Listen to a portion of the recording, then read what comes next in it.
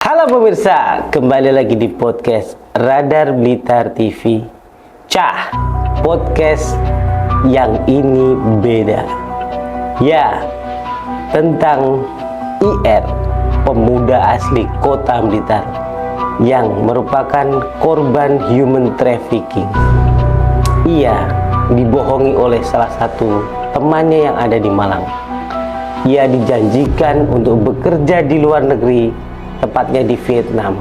Namun ternyata sesampainya di sana dia dijadikan admin judi online dan tepatnya di negara Kamboja. Selama 3 bulan di tahun 2023 hidupnya terkatung-katung.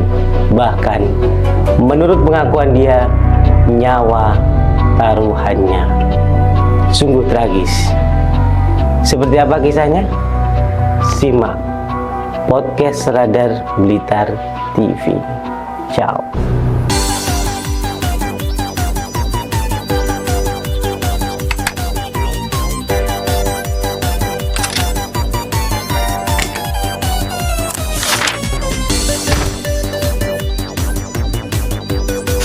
Oke, Mas IR. Gimana kabarnya Mas IR?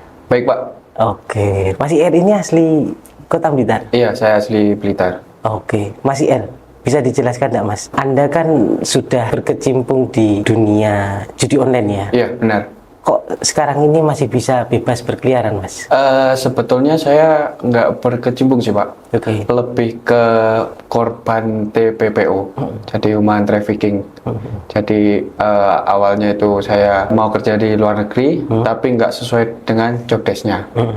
Makanya saya nggak takut, maksudnya saya sampai berkeliaran di sini kan bukan salah saya juga. Oke. Jadi saya bisa udah bebas dan itu kan saya ditipu. Apakah sebelumnya juga pernah istilahnya diinterogasi oleh pihak-pihak berwajib atau apa untuk dimintai keterangan? Pernah. Apakah status Anda aman? Status Anda bukan tersangka atau saksi? Saya lebih ke jadi korban, makanya saya bisa aman sampai di Indo. Anda tadi menyebutkan bahwa Anda adalah korban human trafficking. Itu awalnya bagaimana Mas? Anda bisa terjebak, ya kan? Ya, terjebak benar. di dunia judi online itu. Iya. Nggih. Jadi awalnya itu di tahun 2022 Desember, saya kan memang lagi butuh kerjaan, Pak. Dari situ saya kenal orang di Malang. Saya ditawarin kerja di Vietnam, di perusahaan pabrik. Setelah itu saya pikir-pikir dulu sebelum berangkat itu, antara 1 sampai 2 minggu. Nah, akhirnya saya udah buntu, juga nggak ada kerjaan lagi. Akhirnya saya mengiyakan tawaran siapa namanya? Teman yang ada di Malang teman itu saya tadi? yang di Malang itu. Oke. Saya mengiyakan dan akhirnya saya di awal Januari itu berangkat ke Vietnam. Sebelumnya untuk paspor dan segala macam itu saya ditanggung sama perusahaan itu. Sebelumnya kan saya juga ngobrol-ngobrol sama pemilik perusahaan itu. Nanti semua paspor dan lain sebagainya itu ada yang ngurus. Nah, awal Januari itu saya berangkat dari Surabaya, terus transit ke Bali, dan itu saya terakhir itu saya landing di Ho Chi Minh, di Vietnam. Saya kira di Vietnam beneran. Ternyata ada agen lagi yang jemput saya. Nah, saya bingung. Ada yang jemput. Perjalanan dari Ho Chi Minh ke Kamboja itu selama 2 jam. Saya bingung kan, posisi handphone saya itu datanya kan masih belum bisa roaming ya. Oke. Nah, saya mau hubungin siapa kan juga bingung, Pak. Nah, akhirnya saya sampai border itu akhirnya ada yang jemput lagi. Jadi udah diatur lah, Pak, sama pihak perusahaannya. Nah, sampai situ saya baru bisa ngaktifin roaming Kamboja. Nah, saya bingung nih, katanya kok di Vietnam kerjanya, tapi ini saya kok bisa sampai Kamboja. Nah, sampai situ akhirnya malam itu saya sampai di lokasi perusahaan itu kayak sebuah apartemen. apartemen komplek, gedung-gedung tinggi. Nah, habis itu saya telepon sama yang berangkatin saya itu. Saya telepon, Mas ini kok saya di Kamboja ya? Katanya kerjanya di pabrik di Vietnam. Udah, kamu nurut aja. Oke. Waktu itu apa yang dijanjikan pekerjaannya itu di Vietnam? Saya sebagai di pabrik, pabrik Pengolahan apa itu? kertas kalau nggak salah. Oke. Nah, sampai situ dan dimimi gaji 15 juta. Oke. Dimimi gaji 15 juta. Oke. Sampai di Kamboja saya ngobrol, telepon gitu. Akhirnya saya nurut aja, Pak. Nah, sampai di lokasi saya ketemu sama leadernya. Leadernya itu orang Medan. Chinese juga. Oke. Chinese orang Medan. Nah, akhirnya saya disuruh masuk dulu di apa? Mes. Gitu Mes. ya? Bener. Itu satu mes itu berisi 10 orang. 10 sampai 15 orang. Orang Indo semua? Orang Indo semua. Kebanyakan orang Medan. Oke.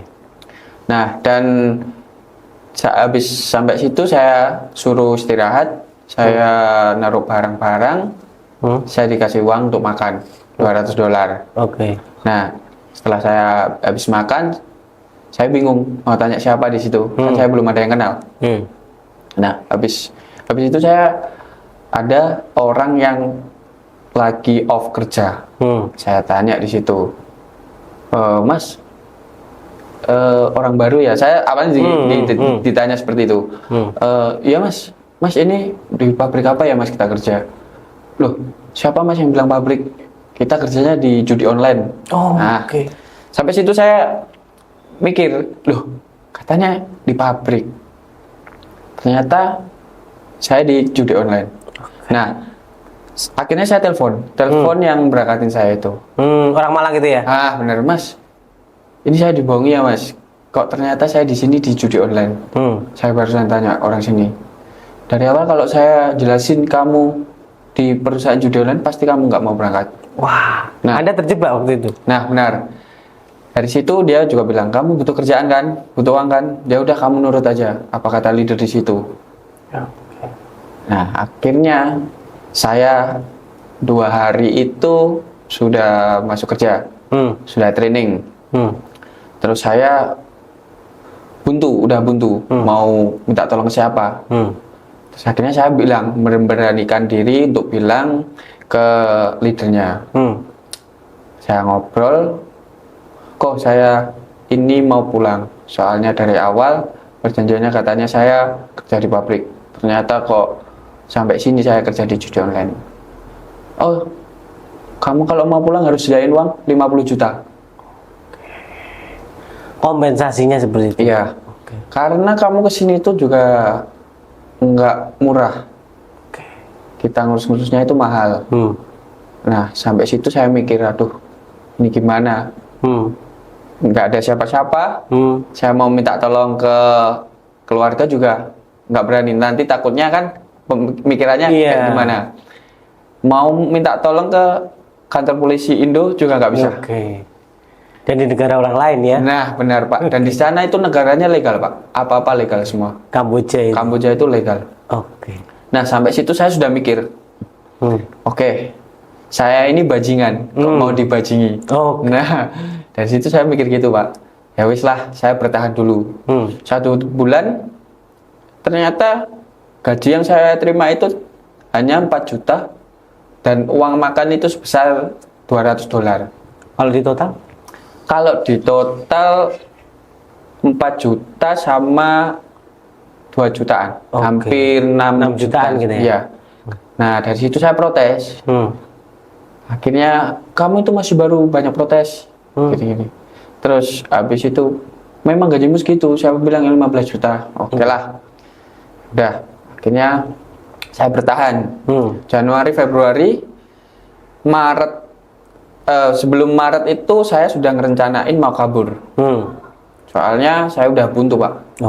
Saya udah mikir, aduh kalau saya nggak nekat, saya nggak bisa keluar dari sini. Entah itu nanti resikonya saya mati atau apa. Itu saya pikir belakangan. Pernah ada ancaman untuk istilahnya Ancamannya setelah selain saya uang kabur. itu tadi? Ancamannya setelah saya kabur. Oke. Nah, habis itu saya bulan Februari akhir saya terima gaji yang kedua. Nah, di awal bulan Maret saya sudah menghubungi pihak Migrancare. Nah, saya tahu Migrancare itu dari teman saya. Dulu kepala di perusahaan yang sempat saya bekerja. Oke. Nah, saya cerita apa adanya. Kalau saya dibuangin di sini, oh langsung dia tuju ke Migrancare. Oh, kamu coba hubungi ini. Akhirnya saya menghubungi pihak Migrancare. Dan pada saat itu pihak Migrancare menyarankan untuk menghubungi pihak KBRI. Nah, dari situ saya udah kontakkan selama sampai pertengahan Maret. Oke. Pertengahan Maret itu saya kontakkan sama pihak KBRI dan ternyata di sana di KBRI itu tidak menyediakan untuk tempat tidur dan makan sama ngurus surat-surat kepulangan itu memakai biaya pribadi. Oke. Dari situ saya mikir, ini kalau gaji saya nggak cukup pasti saya pulang. Oke. Nah, dari situ Pak, saya memberanikan diri untuk ngambil uang perusahaan. Oh, ini. Oke. Saya sempat ngambil uang perusahaan itu untuk pulang. Perusahaan judi online itu tadi? Iya benar yang saya.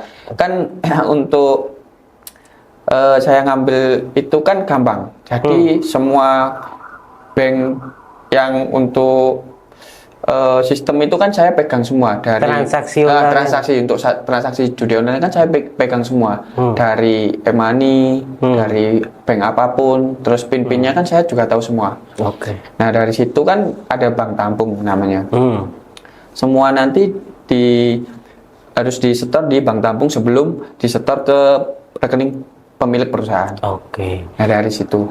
Nah, akhirnya Anda bisa lolos ya melalui jalur KBRI itu tadi? Benar. Nah, setelah saya ngambil uang itu, langsung saya blokir di rekening bank tampung itu. Sebelumnya kan saya transfer ke rekening saya dulu. Nah, setelah itu saya blokir dan itu saya izin untuk merokok. Kalau merokok kan boleh, sebentar tapi cuma 5 menit. Itu modus Anda ya? Nah, modus saya seperti itu. Kan untuk kerja itu 12 jam Pak, sana 12 jam dan makan pun di tempat. Nah, saya punya kesempatan untuk rokok itu, saya cuma bawa dompet, handphone sama charger. Saya langsung lari ke depan, ID card saya buang, kan taunya penjaga kan saya udah off. Oke. Nah, saya keluar, akhirnya saya nyegat taksi. Dapat taksi, saya langsung ke Phnom Penh. Dan jarak antara Buffet ke Phnom Penh itu 3 jam sampai 4 jam. Oke. Di pertengahan perjalanan, si sopir taksinya sempat ngisi bensin sama nyuci mobil. Oh. Nah, pikir saya kan kong kali kong ya Pak ya? Yes. Nah, setelah itu saya bilang, "Bang, fast, biar cepat-cepat gitu." Kan di sana kebanyakan untuk bahasa Inggris kan kurang. Nah, akhirnya oke.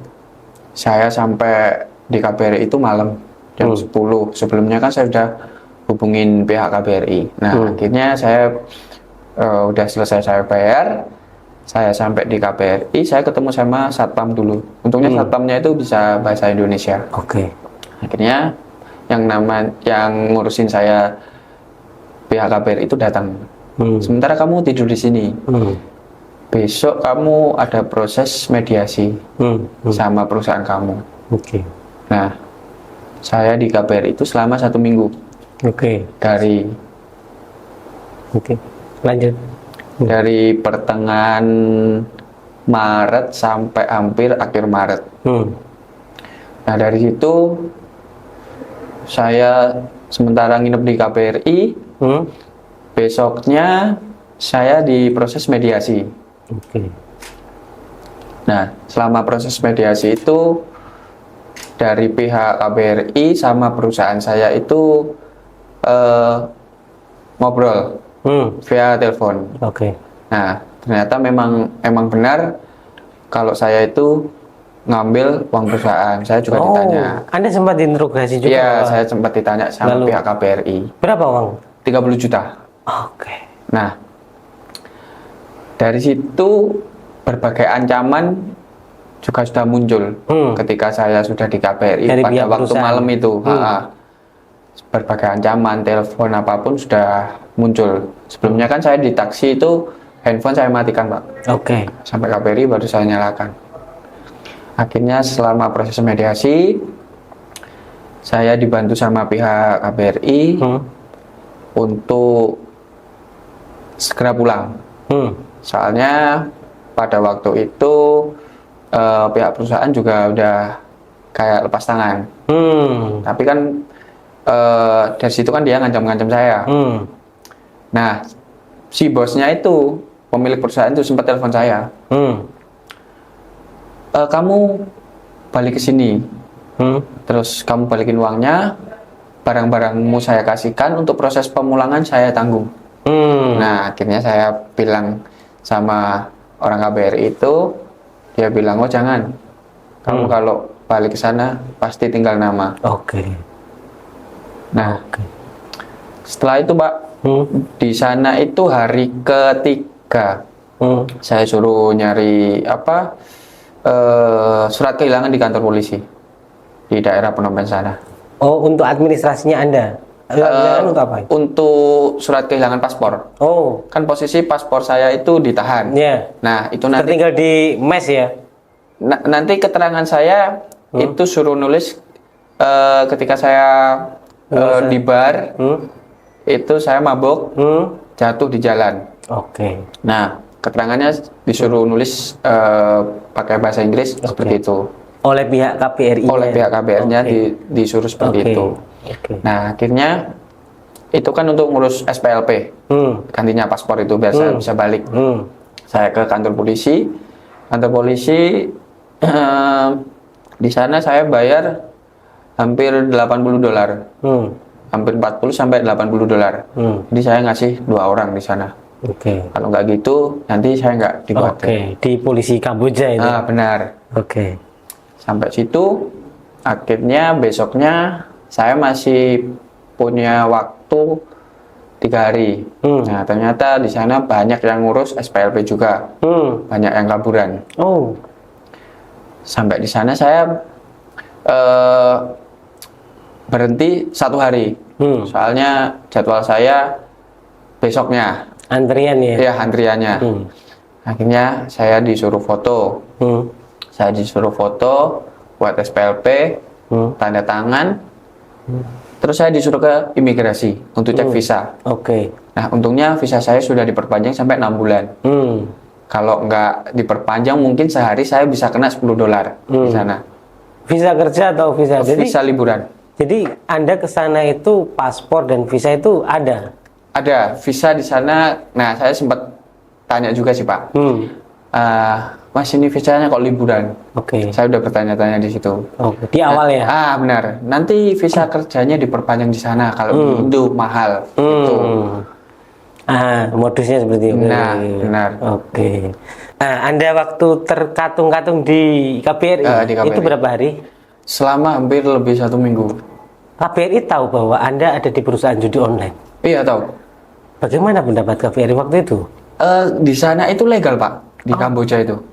Jadi seperti perusahaan judi online, dia itu perpanjang paspor, terus visa, terus persyaratan lain itu harus ke KBRI.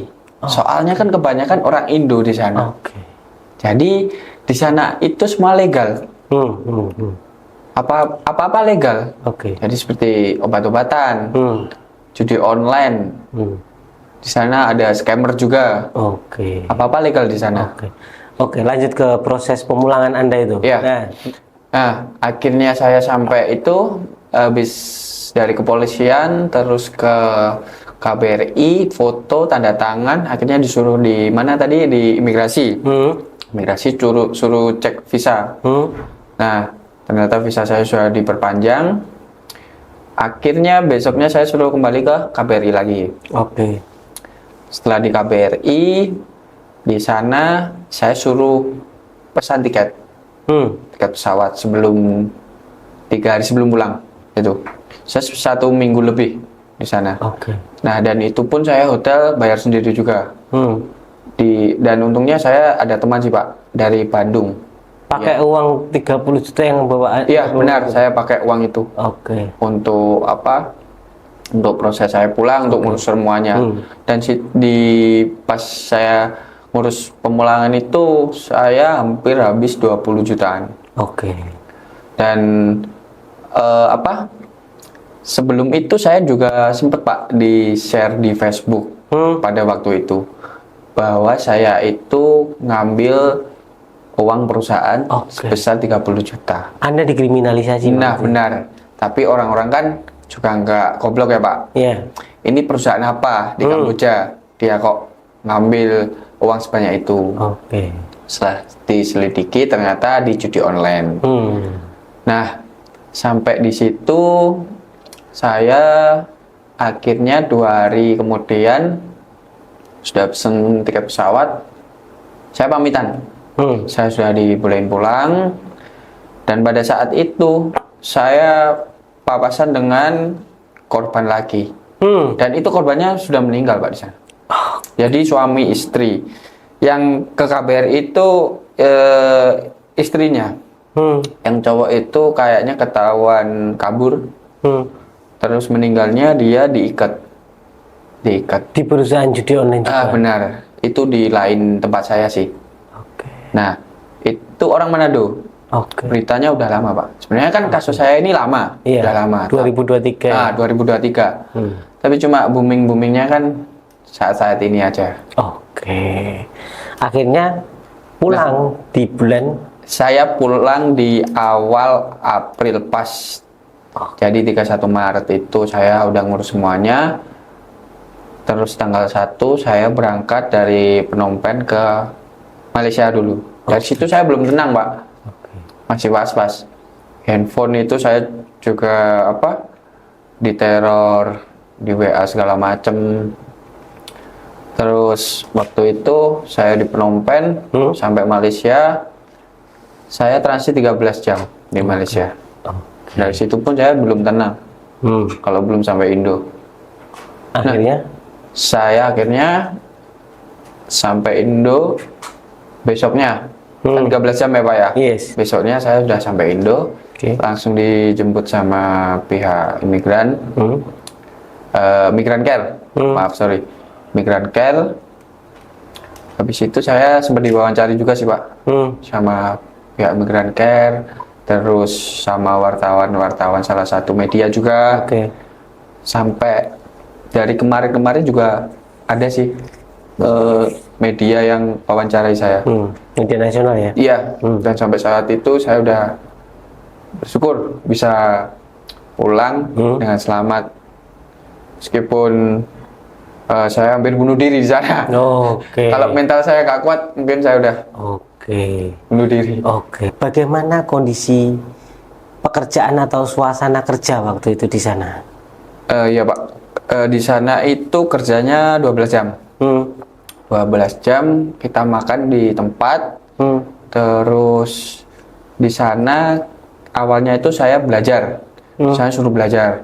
Nah, kalau nggak bisa nanti ada sih Pak kasusnya yang disetrum di sana. Kalau nggak bisa disetrum. Nggak bisanya dalam arti sudah beberapa bulan ya. Udah beberapa bulan diajari nggak bisa. Terus disetrum. Nah, beberapa bulan lagi nggak bisa dijual di Myanmar. Kalau nggak di Myanmar, di Makau. Nah, kalau nggak bisa kerja lagi, nggak tahu Pak nasibnya kayak mana nanti. Tinggal nama. Ya itu kan makanya di sana kan kayak organ-organ tubuh kan murah ya Pak ya. Kayak operasi-operasi apa itu murah di sana. Diambil organ tubuh. Iya. Anda sangat tertekan sekali selama hampir 3 bulan ya. Iya Pak, saya tertekan secara maksimal di sana. Oke. Mental saya Seperti apa? habis-habisan. Seperti apa kondisi hingga Anda tadi menyebutnya hampir bunuh diri itu? Nah, dari situ saya udah dari awal kan saya di pabrik. Nah, yang kedua itu ternyata di judi online. Nah, dari situ saya bingung, saya nggak kenal siapa-siapa, mau minta tolong ke siapa juga nggak bisa, mau pulang juga nggak bisa. Dari situ saya udah mikir mau bunuh diri. Kalau mental saya nggak kuat. Oke. Ternyata sudah menyiapkan sesuatu alat mungkin. sebelumnya dari situ sudah mikir mau minum itu sih Pak. Apa namanya? Kayak baygon gitu sih. Tapi ternyata Tuhan masih sayang sama saya. Akhirnya saya bisa pulang. Masih ya Tuhan masih memberikan kesempatan saya untuk hidup. Sampai saat Selama ini. di sana kontak-kontakan dengan keluarga? Saya sempat sih Pak, sempat kontakkan sama keluarga, cuma nanya kabar, tanya di sana gimana, baik-baik aja. Kan dari awal kan saya nggak bilang kalau saya mau berangkat ke luar negeri. Oke. Sampai sana saya baru bilang. Orang tua tahunya di mana Anda waktu itu? Tahunnya saya di Jakarta. Apakah Anda kapok dengan kondisi Anda yang 3 bulan itu? Apakah Anda ingin kembali lagi? Mungkin karena gaji atau apa? Kapok Pak, untuk kapok sih Pak saya. Dan mungkin saya nggak kembali ke sana. Kan saya juga nggak bisa kembali ke sana Pak. Soalnya saya udah dapat itu stempel dari sana. Kalau saya udah diblokir istilahnya Pak di sana. Selama 3 bulan, Ya. apa pesan Anda pribadi setelah melihat kebodohan atau kebohongan di sana itu untuk masyarakat Indonesia? Nah, saya cuma pesan buat teman-teman yang mau cari kerja di luar negeri itu lebih berhati-hati lagi. Harus diteliti lagi. Selama Anda 3 bulan, bahkan Anda hampir ingin bunuh diri ya? Iya, benar. Kondisi mental Anda atau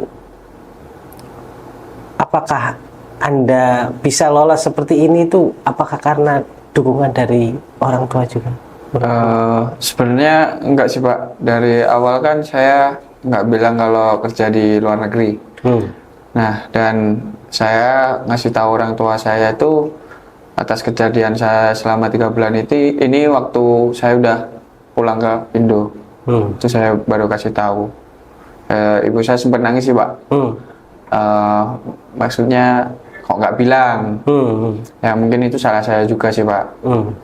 Dan sebelumnya kan saya juga udah buntu sih Pak. Maksudnya cari kerja kemana-mana udah nggak dapet. Nah akhirnya dari situ saya bilang ke orang tua saya dan saya suruh lebih berhati-hati lagi. Oke. Anda menyesal tidak mengabari orang tua waktu itu? Saya nyesal sih Pak. Lebih kasihan ke orang tua. Nanti kan pasti kepikiran ya Pak ya. Anaknya di sana kayak mana, nggak tahu di negara orang. Ya untungnya saya udah sampai Indo dan memulai hidup baru lagi.